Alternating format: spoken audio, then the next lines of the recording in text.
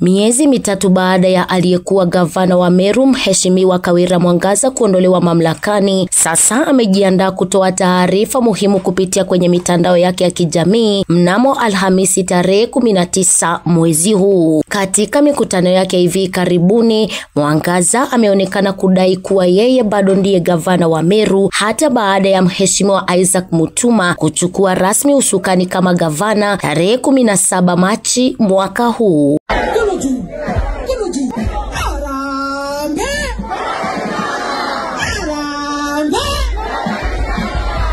Katika ujumbe wake mapema leo kwenye mtandao wake wa Facebook, Mwangaza ameonekana kutotikiswa kuwa yeye ndiye gavana. Baadhi ya watu wameonyesha hisia mseto kwenye ujumbe huo wake, wengine wakimuunga mkono na wengine kukataa, huku wengine wakidai kuwa anajiunga na kambi ya upinzani. Hata hivyo, kinachosubiriwa sasa ni kusikia ujumbe wake. Smiley, Mado Media.